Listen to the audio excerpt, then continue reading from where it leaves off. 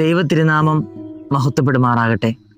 അനുഗ്രഹിക്കപ്പെട്ടവരെ, പരിശുദ്ധമായ നോമ്പിൻ്റെ നിശബ്ദതയുടെ നന്മ നിറഞ്ഞ നിമിഷങ്ങളിൽ ധ്യാനത്തിൻ്റെ ദൈവികമായ ദീപ്തിയിലേക്ക് നമ്മെ കൊണ്ടെത്തിക്കുവാൻ പരിശുദ്ധ പിതാക്കന്മാർ ക്രമീകരിച്ചിരിക്കുന്നതായ സുവിശേഷ ഭാഗം മർക്കോസിൻ്റെ സുവിശേഷം 6-ാം അധ്യായം അതിന് 47 മുതൽ 56 വരെയുള്ളതായ വചനങ്ങളാണ്.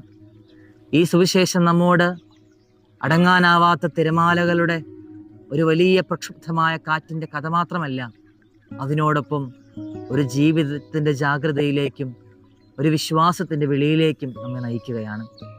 സന്ധ്യ കഴിഞ്ഞപ്പോൾ ശിഷ്യന്മാർ പടകിൽ കടലിൻ്റെ നടുവിലായിരുന്നു. രാത്രി ഇരുണ്ടു, കാറ്റ് ശക്തമായി വീശി. തിരമാലകൾ അടങ്ങാനാവാത്ത വിധം പ്രക്ഷുബ്ധമായ കാറ്റിൻ്റെ അനുഭവത്തിലായിരിക്കുകയാണ്. പ്രയാസത്തിൻ്റെ കഷ്ടതയുടെ കഠിനമായ സാഹചര്യത്തിൽ ഭയത്തിൻ്റെ ഭാരമുള്ളതായ തിരമാലകളിൽ ഇതാ ശിഷ്യന്മാർ പടകിനെ നിയന്ത്രിക്കുവാൻ വേണ്ടി കഷ്ടപ്പെടുന്നു. അവർ പരിശ്രമിക്കുകയാണ്, പടക് നീക്കുവാനായി അവർ ശ്രമിക്കുകയാണ്. എന്നാൽ മുന്നോട്ട് പോകാൻ കഴിയാത്ത വിധം അവർ തളർന്നിരിക്കുന്നു. എന്നാൽ അതേ സമയത്ത് ഈ സുവിശേഷം നമ്മോട് സാക്ഷിക്കുന്നതായ ഒരു മനോഹരമായ കാര്യമുണ്ട്.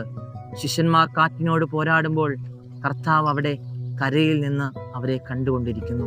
അനുഗ്രഹിക്കപ്പെട്ടവരെ, ഇതാണ് നമ്മുടെ ജീവിതത്തിൽ നമ്മുടെ വേദനയുടെ വലിയ വാസ്തവം എന്ന് പറയുന്നത്. അതോടൊപ്പം വിശ്വാസത്തിൻ്റെ വിജയവും ഇതുതന്നെയാണ്. ചിലപ്പോൾ നമ്മുടെ ജീവിതം അങ്ങനെ തന്നെയല്ലേ? പ്രശ്നങ്ങളുടെ പൊങ്ങുന്നതായ തിരമാലകളിൽ, പരീക്ഷണങ്ങളുടെ പ്രക്ഷുബ്ധമായ കാറ്റിൽ, ദുഃഖത്തിൻ്റെ ദീർഘമായ രാത്രികളിൽ ഇവയെല്ലാം നമ്മെയും അലട്ടുന്നുണ്ടാകും. നമ്മുടെ ഹൃദയം അപ്പോൾ ചിന്തിക്കുന്നുണ്ടാകാം, നാം ഒറ്റയ്ക്കായി പോയ അനുഭവത്തിലാണോ? എൻ്റെ പ്രാർത്ഥന ആരും കേൾക്കാത്തൊരവസ്ഥയിലേക്ക് ഞാൻ മാറ്റപ്പെട്ടോ? എന്നാൽ ഇന്നത്തെ സുവിശേഷം നമ്മോട് പറയുന്നതായ ഒരു വലിയ സത്യമുണ്ട്. നമ്മൾ മറന്നാലും നമ്മെ മറക്കാത്തവനായ ഒരു കർത്താവ് നമുക്കുണ്ട്. കർത്താവ് അവിടെ പടകിൽ കയറുമ്പോൾ കാറ്റ് ശമിക്കുന്നതും കടൽ ശാന്തമാകുന്നതും പിന്നീട് നമുക്ക് കാണുവാൻ സാധിക്കും. അവരുടെ ഹൃദയത്തിൽ ഒരു വലിയ സമാധാനം അവിടെ ഉണ്ടാവുകയാണ്. നമ്മെ പഠിപ്പിക്കുന്നതായ ആത്മീയമായൊരു പാഠമുണ്ട്. ജീവിതത്തിൻ്റെ പടകിൽ കർത്താവുണ്ടെങ്കിൽ ഭയത്തിൻ്റെ ഭാരം നമ്മിൽ നിന്ന് കുറയും, വിഷമത്തിൻ്റെ വേദന നമ്മിൽ ശമിക്കും, ഹൃദയത്തിൽ ഒരു സമാധാനത്തിൻ്റെ സുവർണ ശാന്തി നിറയും. ഇവിടെ സുവിശേഷത്തിൻ്റെ അവസാനം മറ്റൊരു മനോഹരമായ കാഴ്ച കൂടി നമുക്ക് കാണുവാൻ സാധിക്കും. കർത്താവ് ഗന്നേസരത്ത് ദേശത്ത് എത്തിച്ചേരുമ്പോൾ ജനങ്ങൾ കർത്താവിനെ തിരിച്ചറിഞ്ഞിട്ട് രോഗികളെല്ലാം അവൻ്റെ അടുക്കിലേക്ക് വരുന്നു. അവൻ്റെ വസ്ത്രത്തിൻ്റെ അറ്റം തൊട്ടവർ പോലും സുഖം പ്രാപിക്കുന്നതായൊരു കാഴ്ച നമുക്കിവിടെ കാണുവാൻ സാധിക്കും. വിശ്വാസത്തിൻ്റെ ചെറിയ സ്പർശനം പോലും കൃപയുടെ വലിയ അത്ഭുതങ്ങൾ ഉണ്ടാക്കുമെന്നുള്ളതാണ് വീണ്ടും ഇവിടെ പറഞ്ഞു വയ്ക്കുന്നത്. ഈ പരിശുദ്ധമായ നോമ്പുകാലം മനസ്സിൻ്റെ മാറ്റത്തിൻ്റെ വലിയ സമയമാണ്.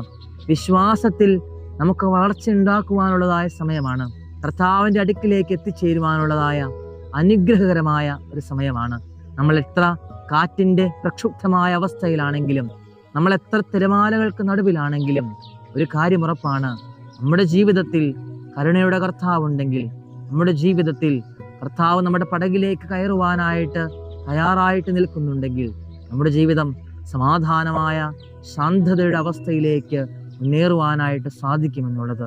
അപ്രകാരമുള്ള അനുഭവത്തെ സാക്ഷിക്കുവാൻ തക്ക വിധത്തിൽ ഈ നോമ്പുകാലം പ്രയോജനകരമായി തീരട്ടെ എന്ന് പ്രാർത്ഥിച്ചുകൊണ്ട് നിർത്തുന്നു.